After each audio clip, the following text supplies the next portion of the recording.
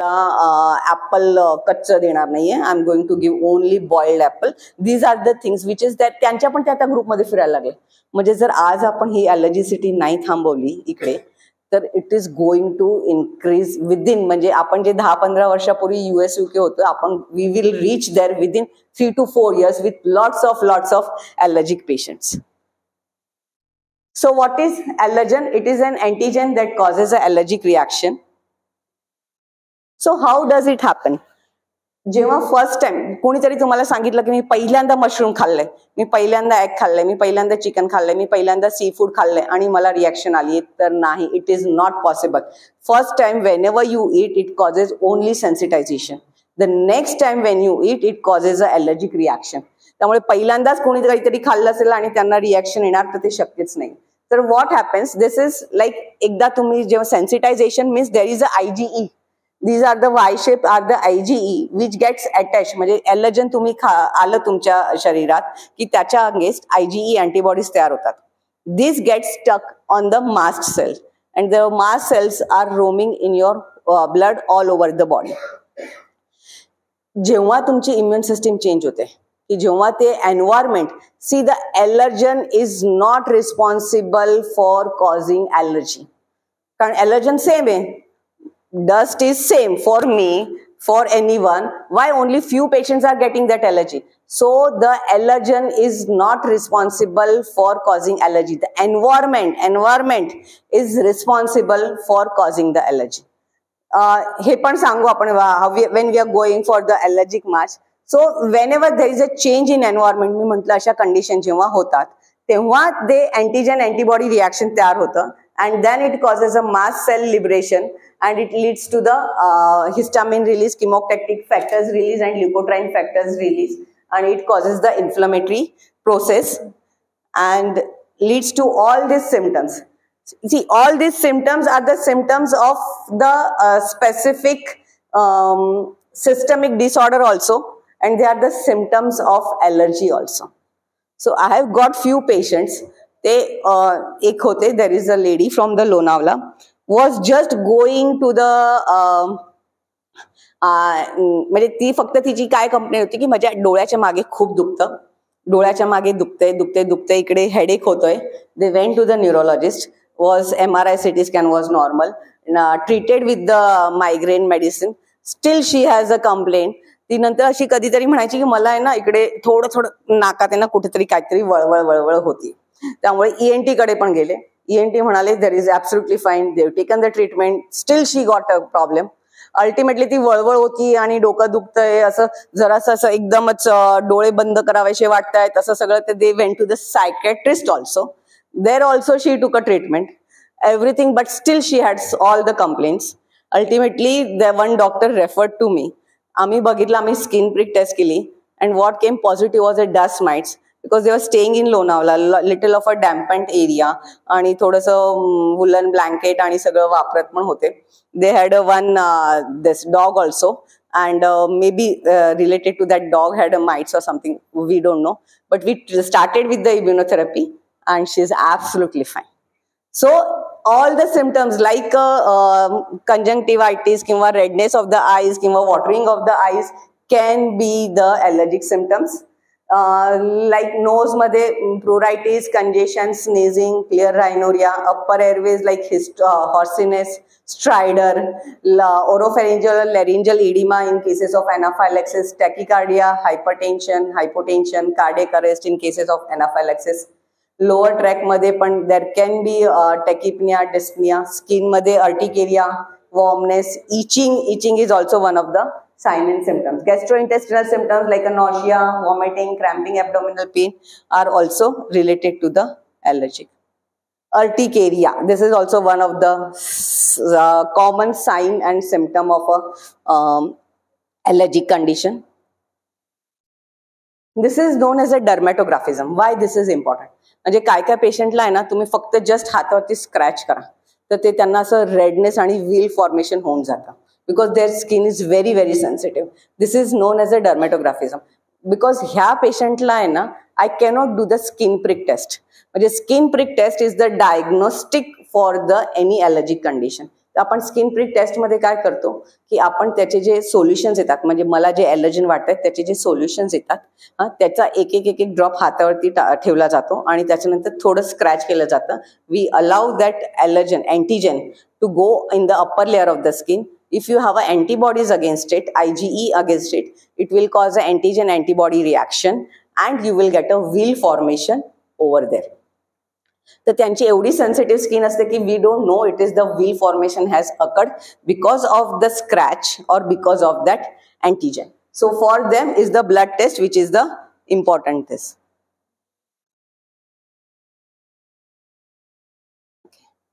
एंजिओइडिमा, this is also very very very common.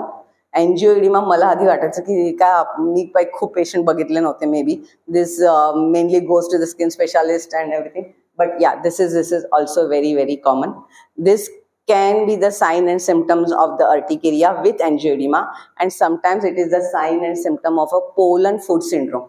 What is Poland foot syndrome is ज्यांना या पेशंटला तुम्ही जेव्हा हिस्ट्री विचारायला जाताना तेव्हा ते म्हणतात की आम्हाला आहे ना थोडंसं सर्दी खोकल्याचा त्रास होतोय, आम्हाला म्हणजे सारखी सर्दी असते, सारखं जरासा खोकला असतो, थोडंसं ब्रॉन्कायटिस टाइप ऑफ पिक्चर असतो. They have a pollen allergy. This pollen has a H10 protein which is very common in our fruits. म्हणजे आपल्याला कधीतरी ते सुरणाची भाजी खाल्ल्यानंतर किंवा आळूची वडी खाल्ल्यानंतर you get that little of this something like थोडंसं retching type of the sensation in the throat. That type of the picture which comes in this angioedema, Poland foot syndrome, because your immune system recognizes that. म्हणजे आपला strawberry खाल्ल्यानंतर कोणाला त्रास होतो, कोणाला pineapple खाल्ल्यानंतर त्रास होतो, and they think that they have a strawberry and the pineapple allergy, but they don't have a strawberry pineapple allergy. It is a Poland food.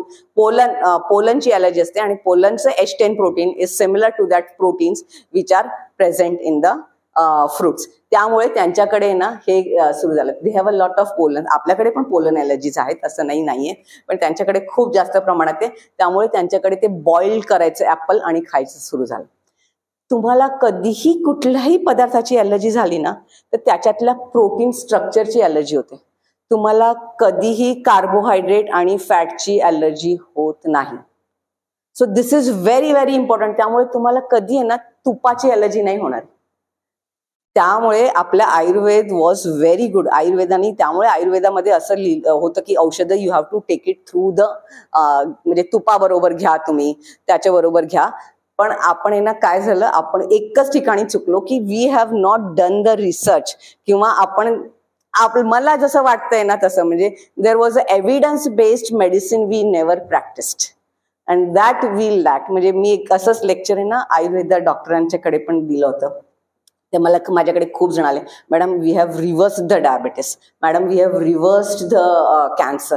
म्हटलं सर तुम्ही केलं, have you kept the data?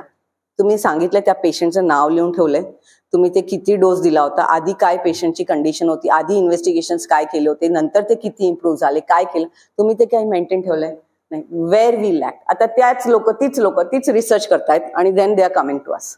आता probiotic what was there? आपलं Ayurveda was telling us कि everything is related to your digestive system. Okay, and it is true. Everything is related to your digestive system. If your digestive system is good, your half of the diseases are not going to occur. पण काय आता ना आपण ते fusion foods म्हणून खायला जातो. आयुर्वेदामध्ये लिहिलंय की तुम्हाला आंबट फ्रुट्स बरोबर दूध नाही खायला पाहिजे, नॉनव्हेज बरोबर दूध नाही खायला पाहिजे, डाळी बरोबर दूध किंवा असं दही नाही पाहिजे. But we are using it. आपण स्ट्रॉबेरी विथ क्रीम पण खातो, किवी मिल्कशेक पण पितो, मस्क मेलन मिल्कशेक पण घेतो, वॉटरमेलन सॅलड पण खातो, एव्हरीथिंग वी ईट. आणि आता तर अजून वाढलंय, म्हणजे ते प्रत्येक कुठल्या तरी फंक्शनला गेलं की ते असतंच की काहीतरी नवीन पाहिजे. म्हणजे रुटीन फूड नकोच आहे आम्हाला, काहीतरी नवीन असेल तिकडेच त्या काउंटरलाच गर्दी असते, बाकी रुटीन फूड तुम्ही तिकडे जायला गेलं तर काय तिकडे गर्दी नसते. So we are just hampering our immune system, hampering our digestive system, आणि that is causing lot of problems. आता जे सर्वात जास्त आता खराब बघितलं ना तर we don't see lot of malaria patient or typhoid patient. That is improved. म्हणजे आधी आपण प्रॅक्टिसमध्ये किती टायफॉइड किंवा किती मलेरिया त्यात डेंग्यू, तर यावेळेला डेंग्यू पण कमी आहे, नाही तर कोविड नंतर कोविडच्या आधी डेंग्यू पण असायचं. Because we have improved with the hygiene. Covid has done one thing which has caused is a improvement in the hygiene. आता आधी आपल्याकडे ओपीडी मध्ये पण आपल्याकडे सॅनिटायझर नसायचे. सॅनिटायझरवर only for NICU, PICU, ICUs, आणि ते पण फक्त काही प्रत्येक पेशंटच्या बेडवरती पण नसायचे. It is was just like ते बाहेरच्या काउंटरला असायचे, ते वापरायचं आपण, ते चेंज करायचं आणि जायचं आतमध्ये. नाव आता मुलांच्या शाळेतल्या याच्यात पण पॉकेट सॅनिटायझर असतात. Before they eat food they sanitise. त्यामुळे there is a lot of awareness. त्यामुळे आपल्याकडे आता इन्फेक्शन रेट कमी होत आलाय, आणि what is increasing is the inflammation rate. त्यामुळे lot of we are seeing the patients are of allergic rhinitis, allergic asthmas, acidity, irritable bowel syndrome. These are the patients what we are seeing the more. So this is angioedema. Anaphylaxis is also one of the sign and symptom of allergic condition. It is a severe and life-threatening multi-system reaction where the type 1 immediate hypersensitivity reaction takes place. It depends on the presence of IgE, which leads to the mast cell degranulation, histamine release, and the leukotriene production. There are the clinical criteria for anaphylaxis. This is based on UK. आपल्याकडे काही clinical criteria नाही. आपल्याकडे तर cardiovascular compromise with respiratory compromise, we label it as a anaphylaxis. त्यांच्याकडे why this is necessary, कारण त्यांच्याकडे everything is given to the patient. Allergic patient is from the government. आणि तिकडे ते सगळ्यांना अशी ना थोडं पण काहीतरी ॲलर्जिक रिॲक्शन असेल ना, त्या सगळ्यांना भीती वाटते की आम्हाला कधीतरी एनाफायलॅक्टिक शॉक येणार आहे, आणि आम्हाला एनाफायलॅक्टिक झाले, आम्हाला एनाफायलॅक्सिस झालंय. म्हणजे तिकडे तर अल्टिमेटली कधीतरी ते टायरोसिन लेवल्स पण करावे लागतात before giving the EpiPen. Because what is given, ज्यांना एनाफायलॅक्सिसची हिस्ट्री असते किंवा who are the patients who are going to get the severe allergy, आणि त्यांना जर एनाफायलॅक्टिक शॉक पुढे येणार आहे किंवा एनाफायलॅक्टिक रिॲक्शन येणार आहे, तर त्यांना एपिपेन म्हणून इंजेक्शन दिलं जातं. म्हणजे it is a loaded adrenaline which is given to the patient, आणि त्याची एक्सपायरी 1 yearची असते. आणि ते त्यांना 1 नाही 2 दिले जातात. That is from the government, की एक त्यांनी त्यांच्या स्वतःबरोबर ठेवायचं आणि एक 1 will be at the working station. म्हणजे शाळेतला मुलगा असेल तर एक शाळेत राहणार आणि एक मुलाकडे राहणार. तर this is only provided by the government. You don't get it, we don't get it over here. आणि that is very very bad, कारण काही पेशंट खूप ज्यांना खरंच सिव्हिअर एलर्जी असतात आणि त्यांना खूप रिॲक्शन असते, आणि इट इज रिक्वायर्ड. म्हणजे त्या कधी कधी ॲड्रिनालिन घेऊन फिरतात आणि आहेत त्याचे. म्हणजे हनीबी आपले इकडे शेतकरी, म्हणजे there is one patient from the Daund, की त्यांना असं पहिल्यांदा आय थिंक काहीतरी मधमाशीने चावलं होतं, थोडीशी माइल्ड रिॲक्शन आली. Second time was a severe anaphylactic shock, आणि थर्ड टाइम वॉज ते कसे बसे हॉस्पिटलला पोहोचू शकले होते. तेव्हापासून ते ॲड्रिनालिन घेऊन फिरतायत. हां, ते पेशंटला पण म्हणजे त्यांना कोणीतरी सांगितलं की नाही आता ते काय बरं होणार नाही, you have the one option is only you have to carry the adrenaline and roam around. त्यांना पण कसं काहीतरी वाटलं, कोणीतरी असं सांगितलं की तुमच्या रक्तातला काहीतरी दोष असेल. So they went to the haematoncologist from Pune, आणि त्यांनी नंतर माझ्याकडे रिफर केलं. So this type of allergies also we can treat. ह्याला आपण इम्युनोथेरपी देऊ शकतो, आपण डिसेन्सिटायझेशन प्रोग्राम सुरू करू शकतो, आणि अशा सिव्हिअर एलर्जीज, स्टिंग एलर्जीज किंवा poison allergies also can be treated. So this is the criteria for it. This is allergic march. This is a very, very, very, very good concept किंवा newer concept in the allergy. अजून एलर्जीचं शास्त्र काही खूप जुनं नाहीये. त्यांच्याकडे पण allergy is just the 15 years old, आणि आपल्याकडे तर अजून जस्ट सुरुवात होती एलर्जी. म्हणजे मी माझ्या जेव्हा मी MBBS शिकत होते, किंवा आय थिंक माझा मुलगा पण आता MBBS शिकला, पण they have not learn the allergy. त्यांना एलर्जी हा टॉपिकच नाही, एलर्जी आपण शिकवतच नाहीये. Allergy for us was like by with the practice you do the give the cetirizine, you give the steroid, आणि नंतर बघू आपण कसं होतंय. So this is allergic march. जेव्हा देर इज अ टेंडन्सी, म्हणजे कुठलाही patient atopic or who has a tendency to develop the allergy, is the first symptom which is going to come as a atopic डर्मेटायटिस.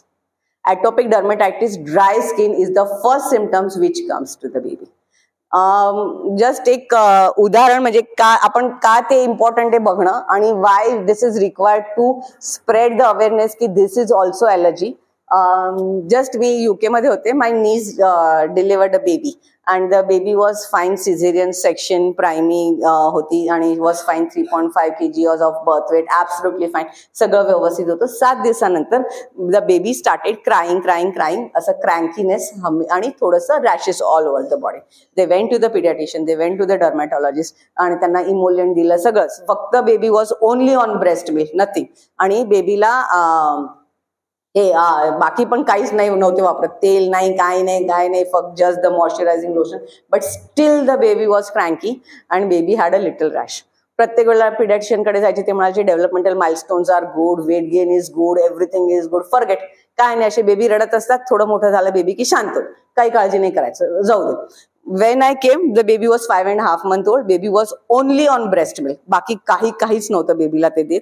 ती आली, मला म्हणाली की काकी तुला काही झालं तरी आज बाळ बघायलाच पाहिजे. म्हटलं अरे पण माझं जरा हे क्वारंटाईन तर संपवू दे. नाही, your test is negative, please you see the baby. I have not slept for last 5.5 months.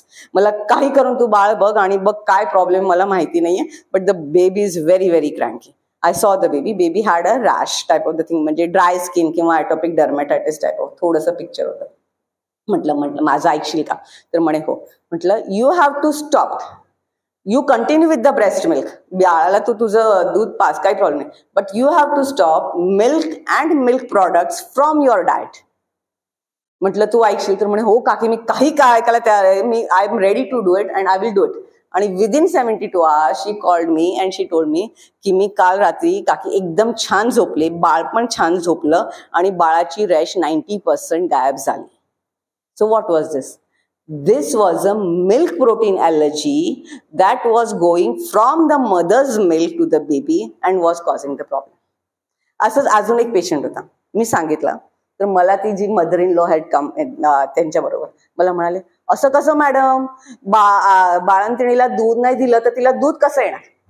तुम्ही काहीही म्हणतायत, दॅट इज नॉट पॉसिबल. म्हणजे they were not ready to listen about it. आणि तिचं पण खरं आहे. काय, the breast milk is 80% water. आणि आपल्याकडे आधी असं काही सूप किंवा ज्युसेस असे काही ऑप्शनच नव्हते. What was there was a milk. की तुम्ही जर आईला दूध दिलं म्हणजे you are giving the more of a liquid diet to the mother, so the liquid is going to come, so the milk is going to come. तर आता when you ask the patient to that you are not going to take the milk, you have to make it sure that तिला सांगायचं की जेवढं तू दूध पित होती, ज्याच्यात घालून दूध पित होती, तेवढं तुला कुठे ना कुठे ते लिक्विड प्यायचंय. इवन इफ इट इज डाळीचं पाणी असू दे किंवा कुठला सूप असू दे किंवा ज्युसेस असू दे किंवा नारळ पाणी असू दे, पण you have to replace that liquid with something else, otherwise the milk production will go down.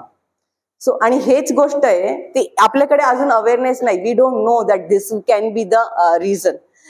हीच गोष्ट तिकडे ना ते IS येऊन तर मला सांगतात की I saw the rash and then I have stop the milk and now the baby is fine. म्हणजे तिकडे इतका अवेअरनेस आहे आणि त्यामुळेच ते that is a good thing also and that is a bad thing also. That also I tell की why it is bad, की ते तिकडे त्यांना ते माहिती असतं. त्यामुळे that acceptance is good. So what does this mean की मी बाळाचं दूध कायमचं बंद करणार? देन तो I am increasing the allergies. मी इन्क्रीजिंग वाढवते, एलर्जीज वाढवते. I don't have to increase allergy. आपण इकडे आलोय एलर्जीज ट्रीट करण्यासाठी, एलर्जीचे पेशंट कमी करायचे आपल्याला वाढवायचे नाहीये. Okay, we are going to give the baby milk, but how? मी काय म्हणाले की आपल्याला कशाची एलर्जी असते? ते नेहमी प्रोटीनची एलर्जी असते. Okay, the protein is made up of what? Carbon, hydrogen, nitrogen with the covalent bond, कुठेतरी कॉन्जॉइंट बॉन्ड. आणि ते जेव्हा तुम्ही गरम करता तर त्याचं डिनेच्युरेशन होतं, त्याचं स्ट्रक्चर बदलतं.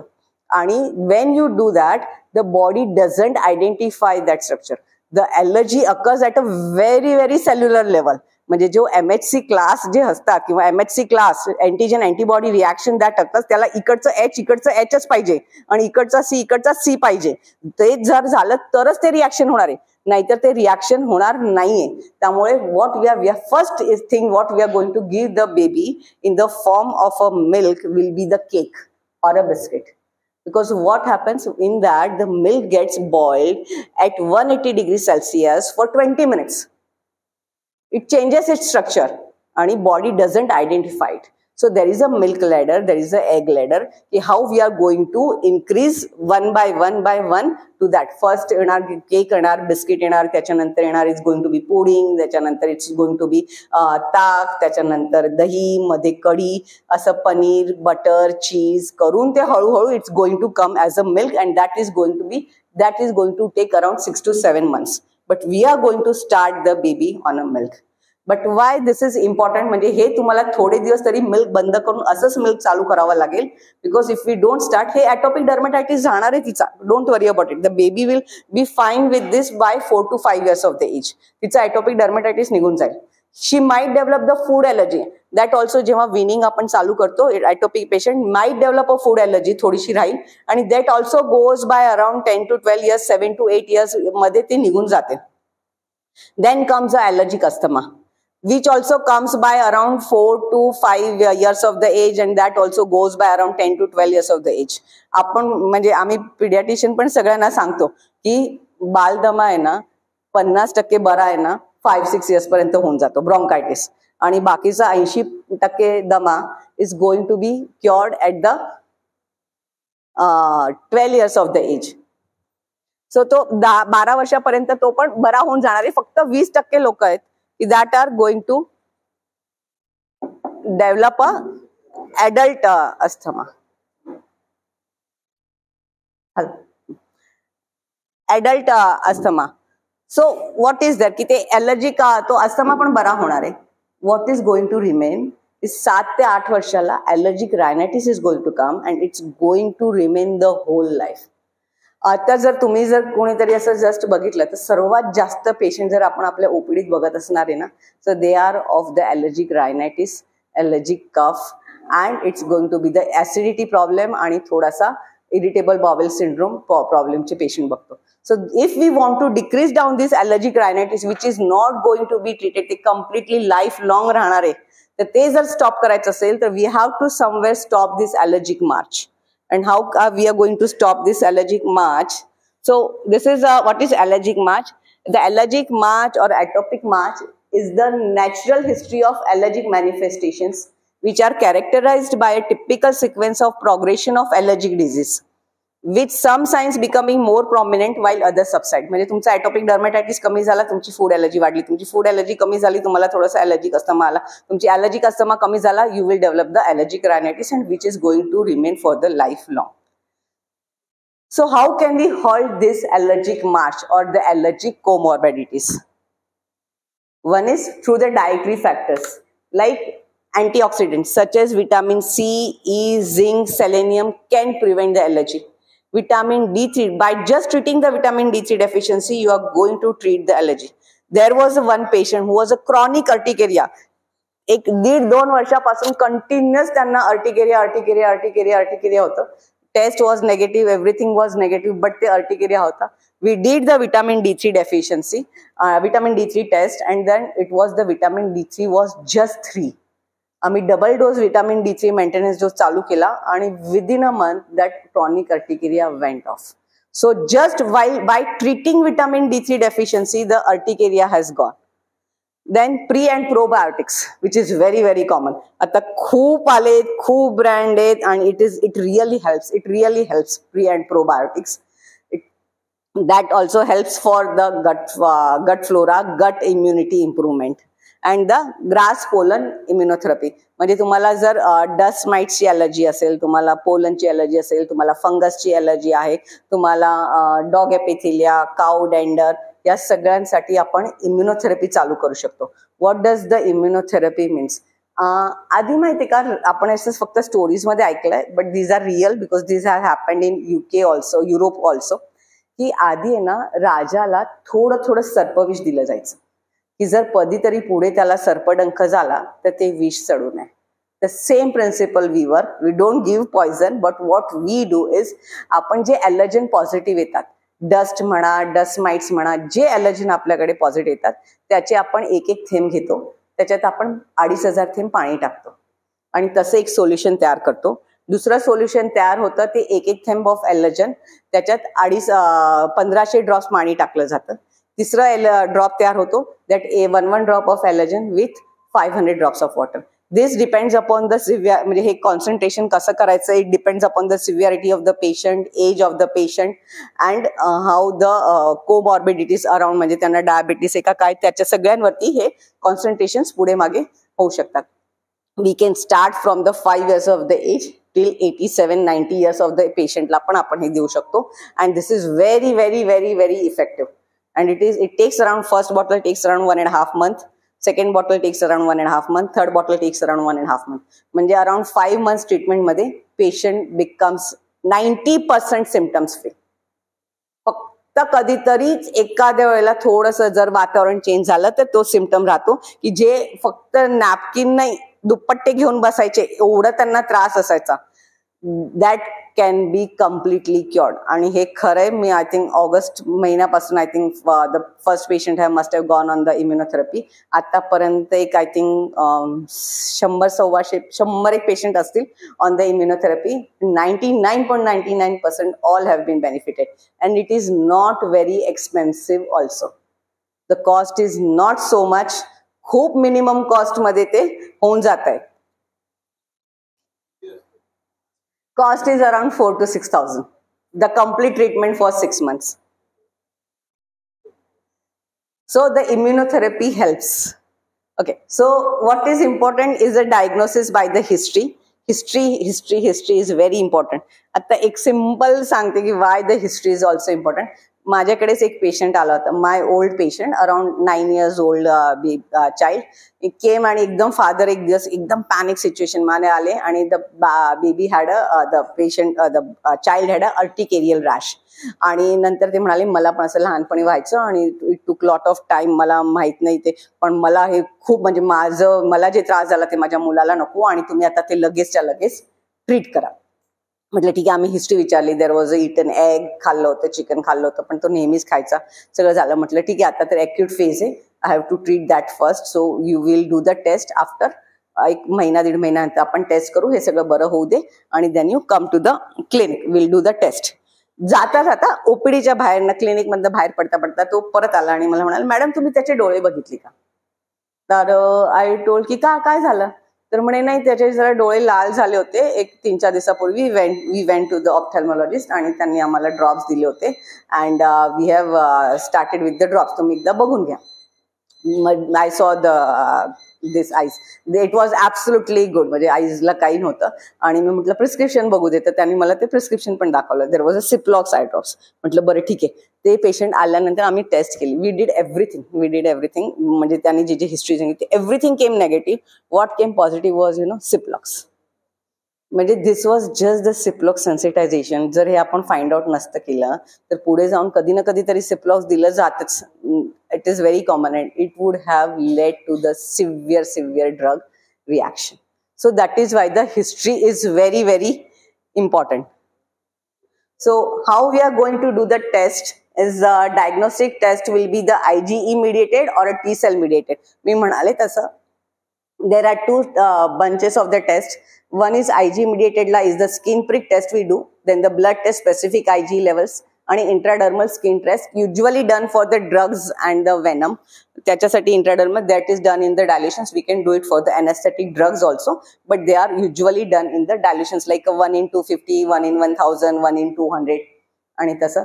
So the what is skin prick test? I told you की आपण एक ड्रॉप असं एलर्जनच्या हातावरती टाकतो, त्याच्यानंतर आपण स्क्रॅच केल्यासारखं करतो, just a minimum scratch. It's not going to hurt, not going to bleed, not going to pain. फक्त ते स्क्रॅच झाल्यानंतर you are going to sit in the clinic for 15 to 20 minutes. If anything reaction occurs around it, म्हणजे त्याच्या थोडंसं wheal formation होतं, redness येतो, means the test is coming positive. You can be the allergic to that substance. So this is a diagnostic test. म्हणजे blood levels पेक्षा पण the skin prick test is the main diagnostic test. काय पेशंटला for this I want the patient to be off antihistamines for 3 days, off steroids for 7 days. तर काय patient नाही राहू शकत. ते म्हणतात मॅडम शक्य तरी का, आणि काय मी सांगते पण की आपण ठीक आहे, आपण एवढे दिवस तुम्ही औषधं घ्या, आता ते झालं की 10-15 दिवसाचा कोर्स झाला की 3 दिवस औषध बंद करायचं आणि माझ्याकडे यायचं. मला दुसऱ्या दिवशी किंवा तिसऱ्या दिवशी सकाळी फोन येतो, मॅडम शक्यच नाही, मला राहणं शक्यच नाही, खूप आर्टिक्युलर रॅश तरी आला किंवा खूपच नाक गळते, खूप डोकं दुखते, इम्पॉसिबल आहे, मी गोळी घेतोय. घ्या. See that is again it is very difficult. So for that patients we can do the blood test आणि intradermal skin prick test. For the T cell mediated immunity is a patch test which is very important. आणि intradermal skin टेस्टला delay for the delayed reaction, म्हणजे कधी कधी कोणाला म्हणजे पेशंटला मेट्रोडिझॉल किंवा याची लगेच रिॲक्शन नाही आहेत. Usually they take it and after 2 to 3 days they start getting the complaints, they start getting little rash or something. So these are also done through the patch test. The gold standard still is the double blind placebo control food challenge test, food challenge or the challenge test or a drug challenge test.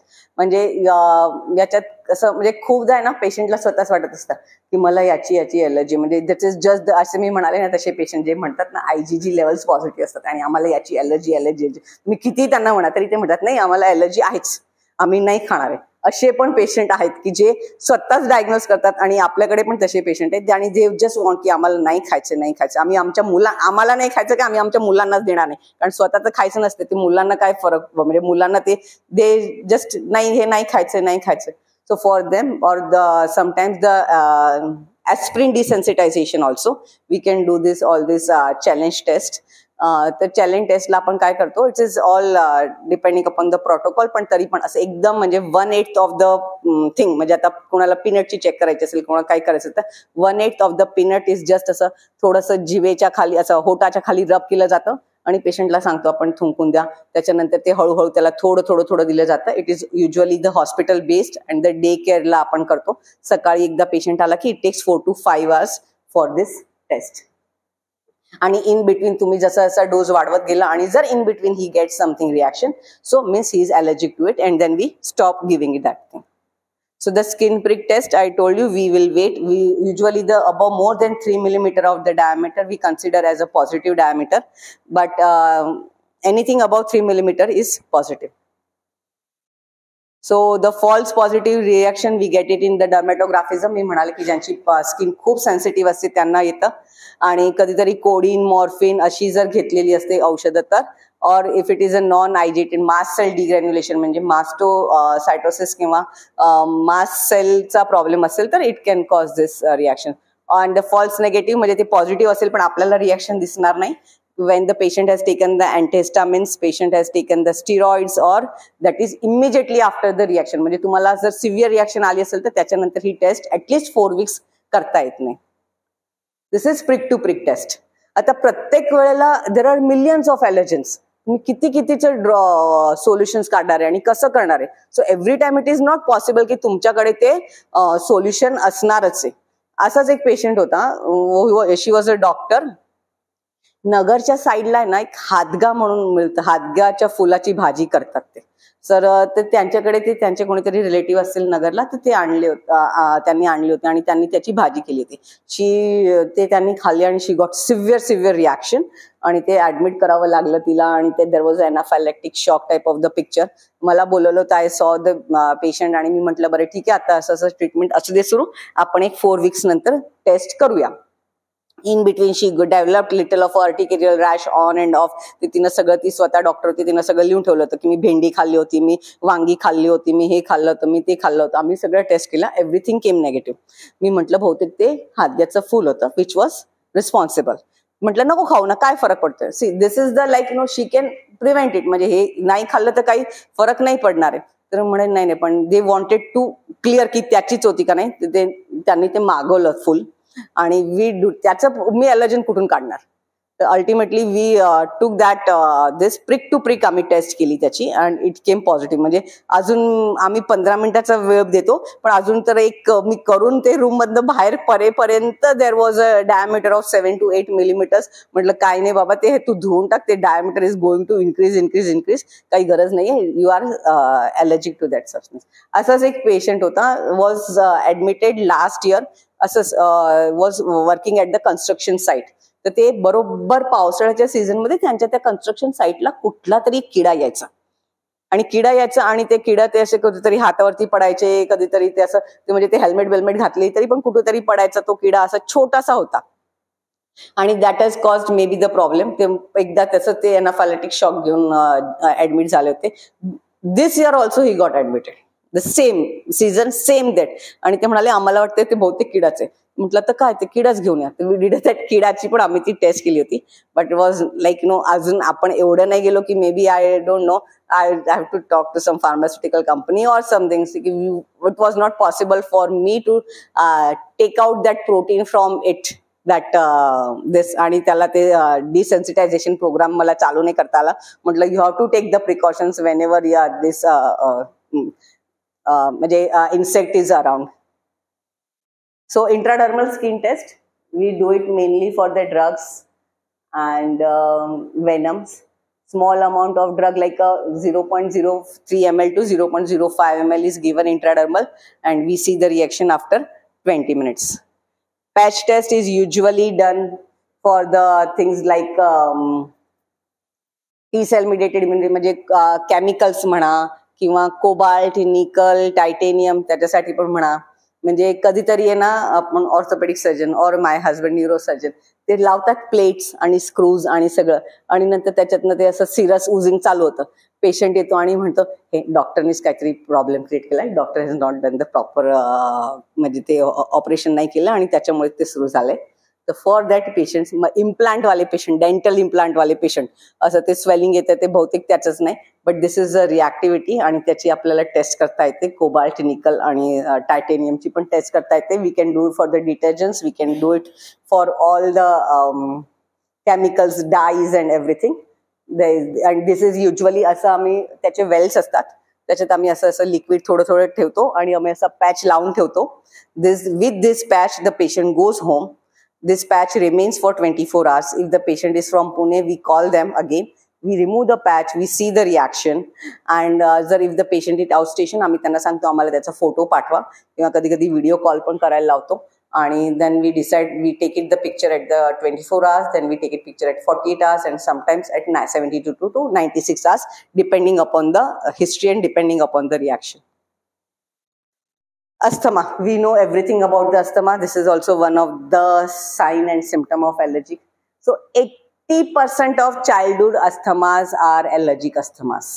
So if we find out the allergen, they will be completely free from inhalers, completely free from nebulizers and completely free from bronchodilators. And it is right.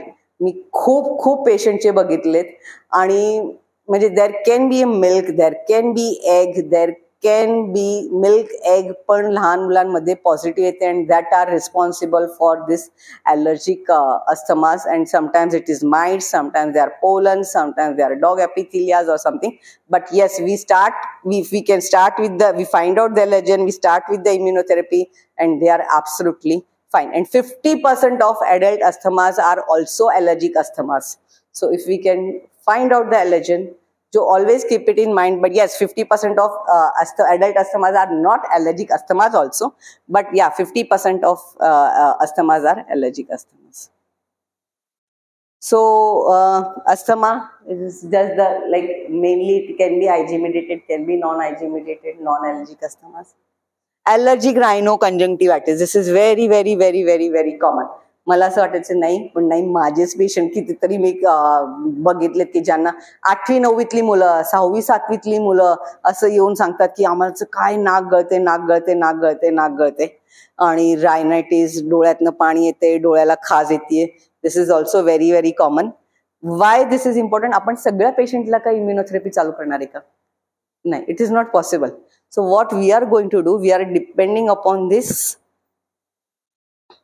ARIA classification of rhinitis. We are going to see the patient falls in the intermittent symptoms or a permanent symptoms, or if there are mild symptoms or there are moderate symptoms. If anything which is more than 4 weeks or more than 4 consecutive days in a week, it is a persistent symptom. And any symptom फक्त असं की त्यांचं day to day लाईफमध्ये काहीतरी problem येतो. म्हणजे they are missing the offices, they are missing the meetings, the children are missing the school, then yes we are going to go for a immunotherapy for this patient. Eczema or atopic dermatitis is also one of the sign and symptoms of the allergy. First sign. एक patient आला होता. Patient had म्हणजे just लग्न होऊन 3 वर्ष झाली होती. Marriage was on the वर्ज ऑफ ब्रेकिंग डाऊन. आई घेऊन आली आणि आई मला म्हणाली की हिला खूप सारखा दम्याचा त्रास लागतोय. म्हणजे there was one doctor who had referred to me. खूप दमा लागतोय, खूप ब्रेथलेस होतीये ती आणि everything was related to that the husband is doing the smoking. ते हजबंडला आम्ही खूप वेळा सांगितलंय तू स्मोकिंग बंद कर, माझ्या मुलीला एवढा त्रास होते. He is not listening. तुम्ही फक्त तिचं ते जे आली ना क्लिनिकवरती काय हिस्ट्री काय नाही त्याची, फक्त you talk to the husband, you tell that everything is because of the smoking आणि ते स्मोकिंग बंद करायला when she came she was already on antihistamine, she was already on the bronchodilators, she was already on the inhalers. तर मी म्हटलं okay बरं ठीक आहे, आता हे औषधं चालू राहू दे, तुला एवढा त्रास होतोय, we will do the test after few days. म्हणजे आधी तुझा ॲक्यूट फेज तरी बरा होऊ दे.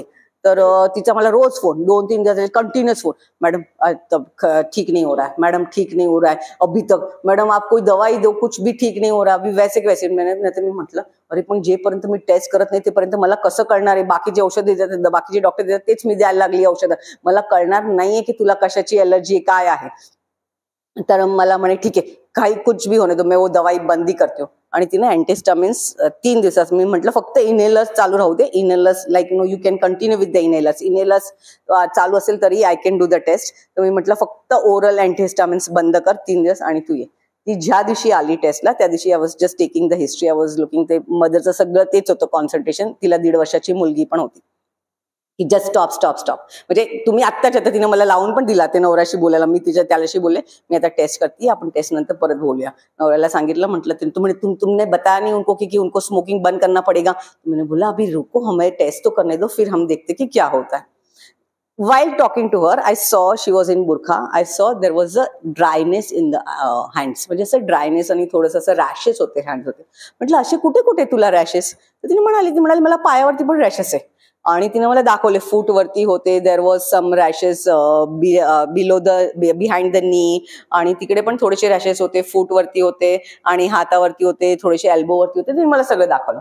म्हटलं ओके ठीक आहे. तर मी म्हटलं आता आपल्याला ही पण टेस्ट थोडीशी फूड एलर्जीज पण करून घ्यावी लागणार आहे. So we did the test. All the aero allergens came negative. What came positive was egg and chicken.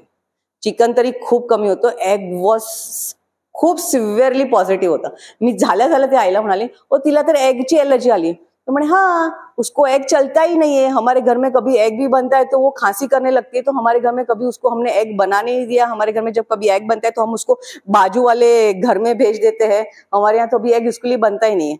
And what was happening? They were staying alone with the husband and with the kid. Husband used to come late. आणि तेव्हा परत काय बनवायचं, त्यामुळे ती already कंटाळलेली असायची मुली बरोबर छोट्या, तर ती एग बनवायची, ती मुलीला पण खाऊ घालायची. आणि म्हटलं आता ती स्वतःसाठी कुठे वेगळं बनवायचं, म्हणजे ती स्वतः पण खायची. जस्ट ते एग बंद केलं and all the symptoms have gone. So this also it's very important की ते ॲटोपिक डर्मेटायटिस टाईप ऑफ द पिक्चर. एक पेशंट खूप इचिंग म्हणून 3 वर्ष फिरत होता. सगळे स्किन स्पेशालिस्ट झाले, सगळे इमोलियंट लावून झाले, सगळं झालं, पण काय इचिंग बंद होईना. He came to me, was from Gujarati Jain community, was known to me. तर मी आपलं म्हटलं बरं ठीक आहे, आम्ही सगळ्या टेस्ट केल्या, सगळ्या टेस्ट निगेटिव्ह आल्या. याच्या आधी ना एकदा असंच एक जैन पेशंट माझ्याकडे आला होता आणि मी आपलं असंच विचारता हिस्ट्री विचारता म्हणाले की तुम्ही एग खाता का, हे खातो. तो इतका माझ्यावरती भडकला, म्हणजे तुम्हाला कळत नाही का मॅडम आम्ही जैन आहे, आम्ही खात नाही, तुम्ही असं कसं आम्हाला विचारू शकता. तर तेव्हापासून मला थोडीशी भीती वाटायला लागली. तर त्या पेशंटला मी नाही विचारलं. तरी मला असं काय माहिती जाता म्हटलं की कधीतरी केक मध्ये किंवा असं काहीतरी डेझर्ट मध्ये तुम्ही एग खाता का. तर म्हणे हो खातो की मॅडम, आणि घरी नाही बनत एग, पण कधीतरी फ्रेंड्स बरोबर गेलो तर 1-1.5 महिन्यातनं कधी एग करी किंवा असं खाल्लं जातंय माझं. बरं ठीक आहे म्हटलं चला आपण एगची टेस्ट करून बघूया. ही वॉज व्हेरी मच, म्हणजे त्याला असं वाटलंच होतं की काय नाही इकडे पण काही डायग्नोज नाही झालंय, माझं काही बरं होणार नाहीये, म्हणजे ऑलरेडी 3 वर्षापासून फ्रस्ट्रेटेड. तो एगची टेस्ट झाल्या मला म्हणाले मॅडम काही आ नाही राय पॉझिटिव्ह काही येत नाहीये, मी चाललो, मला आता दुकानावरती खूप काम आहे, मी चाललो. म्हटलं बरं ठीक आहे जा. आता मला पण असं वाटलं, म्हटलं बरं ठीक आहे, जर परत आपण औषधं चालू केली, जर काही त्रास झाला तर परत सांग, आणि तू काय खाल्ल्यानंतर काय त्रास होतोय तेवढं पण लिहून ठेव. तर मला म्हणे, तर त्याला असं होतं की जाऊ दे आता, इग्नोर आणि जाऊ दे आपलं, इकडे काय ह्या डॉक्टरांना पण काही आपलं काही ट्रीट करता आलेलं नाहीये. जस्ट तो एक चौक पुढे गेला होता ड्राईव्ह करून, परत आला पळत पळत पळत पळत. मला म्हणे, मॅडम टेस्ट पॉझिटिव्ह आली ना, मॅडम टेस्ट पॉझिटिव्ह आली ना. It was just the egg. He stop the egg. म्हणजे एग त्याला काय असं एवढं काही नव्हतं, म्हणजे तो महिना दीड महिन्यात एक खात होता. ते एग बंद झाला आणि त्याचं इचिंगचा प्रॉब्लेम सॉल्व्ह झाला. So there are some things which you have to keep it in mind. की कधी कधी there are the food allergies which causes this type of itching, which causes sometimes the atopic dermatitis. These are the first sign of the food allergy. Food hypersensitivity. It is maybe allergic or maybe non-allergic hypersensitivity type of reaction. If it is a IgE mediated, right, then there will be like a milk allergy, egg allergy or something. Non-IgE mediated is a food protein induced enterocolitis syndrome. It is known as a FPIES. I tell you, आपण पण खूप जणांनी हे असे patient बघितलेत आणि आपण खूपदा मिस पण केले असतील, कारण मी पण स्वतः माझ्या प्रॅक्टिसमध्ये before learning this I have also missed it. And non-allergic food hypersensitivity reaction is a lactose intolerance. Lactose intolerance, absolutely हे जे intolerances आहेत ते ट्रीट करता येतात. इरिटेबल बाउल सिंड्रोम ट्रीट करता येतो. बेसिकली आपलं ना जे इंडियन डाएट आहे ना is more of a carbohydrate based diet. Okay, त्यामुळे व्हीट म्हणा, राईस म्हणा, नंतर ऍपल म्हणा, मँगो म्हणा, these are high FODMAPs diet. म्हणजे एक कधीतरी ना गुगल करून बघा, what is high FODMAP diet, what is low FODMAP diet. These are the things which ferment in your intestine and then they pull the blood from the outside into your intestine and causes a lot of gastric distension किंवा थोडंसं असं irritable दिस bowel की ते सारखं fullness, त्यामुळे its frequency to going to the washroom increases. This all increases with this. तर ते फक्त थोडंसं कमी केलं ना, म्हणजे तुम्ही गहू थोडे दिवस बंद केलं किंवा ऍपल घ्यायचं थोडे दिवस बंद केलं, you will see the difference. त्यामुळे हे जे कोलायटिसचे पेशंट किंवा इरिटेबल बाउलचे पेशंट, फक्त change in the diet, it takes around 3 to 4 months, but they can be completely cured. एक आमचेच एक रिलेटिव्ह आहे who had a lot of irritable bowel syndrome from the birth. आम्ही असंच त्यांच्यासाठी असे थोडंसं डाएट प्लॅन केला.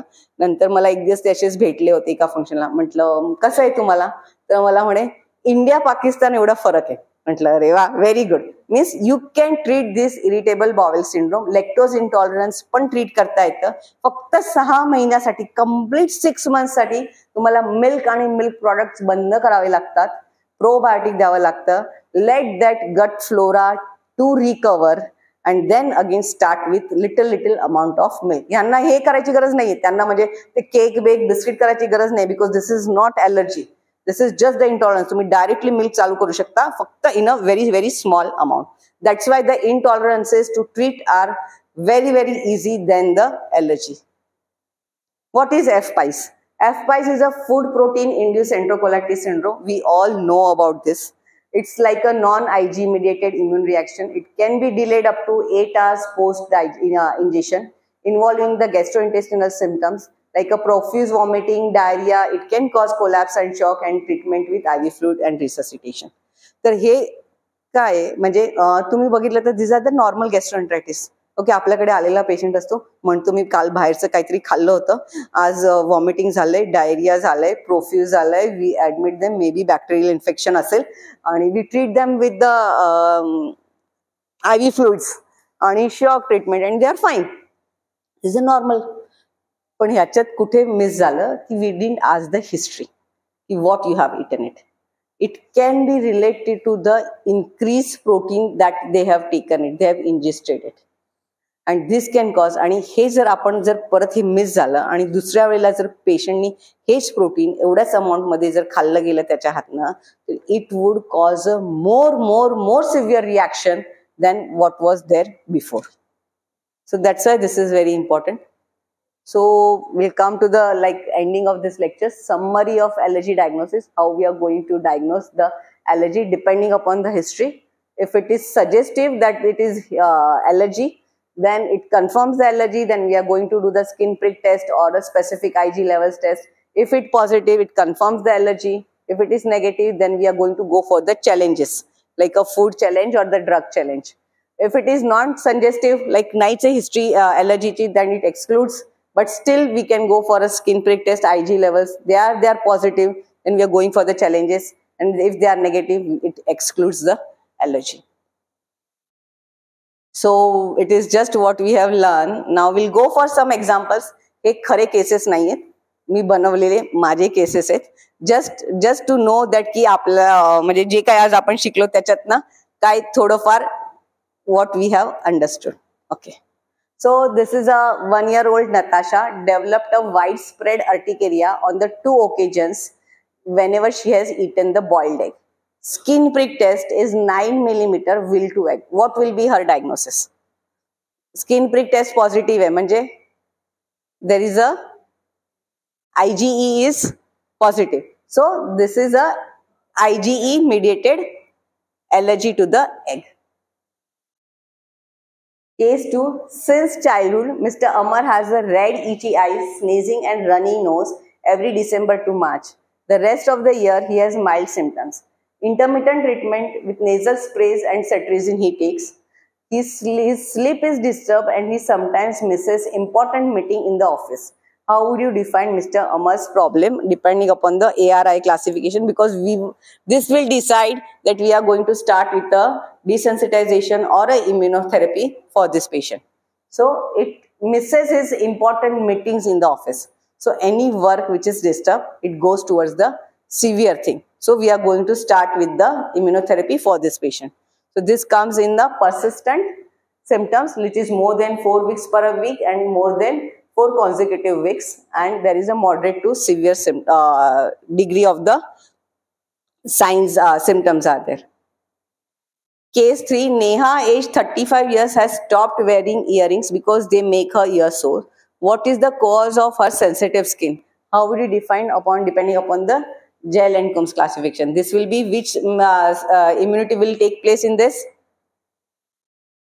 It's a type 4 hypersensitivity type of reaction, contact dermatitis. So it is a T cell mediated immunity will play a role in this. Raj, age 16 years, develops a bloated abdomen and diarrhea every time he drinks milk. Extensively investigated to milk allergy, but all tests are negative. What is his problem? Lactose intolerance. कारण सगळ्या taste negative आहेत, फक्त त्याला symptoms आहे. So this is intolerance. Jay, age 4 years, is taking part in a research study to investigate the prevalence of allergy. He has no symptoms which suggest allergy.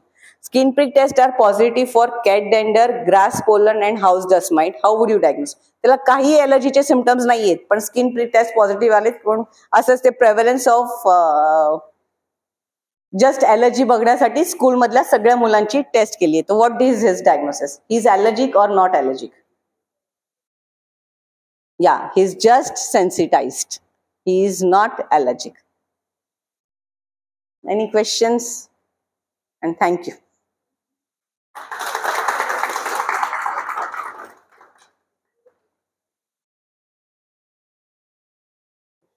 Just एकच घोले रोडला खूप मोठं, म्हणजे माझी अशी इच्छा होती, मी ते सांगणार होते की असं US UK बेस्ड असं ॲलर्जीचं मोठं युनिट चालू करावं, की त्यांच्याकडे कसं असतं, एव्हरीथिंग इज NHS बेस्ड. म्हणजे पेशंटला अपॉइंटमेंट मिळायला पण 7-7, 8-8 महिने लागतात, त्यांना लगेच अपॉइंटमेंट पण मिळत नाही, कारण एवढं वेटिंग आहे तिकडे.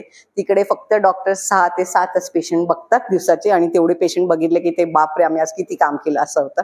त्यामुळे त्यांच्याकडे तो लोड पण आहे, त्यामुळे त्यांना अपॉइंटमेंट पण लवकर मिळत नाही. तर त्यांच्याकडे एकदा आलेला patient has to be treated properly, कारण त्यांना पुढची अपॉइंटमेंट परत 6-7 महिन्यानंतर मिळणार आहे. आपल्यासारखं आज आलंय ना राहू द्या आता नंतर एक 4 दिवसांनी, असं नाही चालणार त्याला.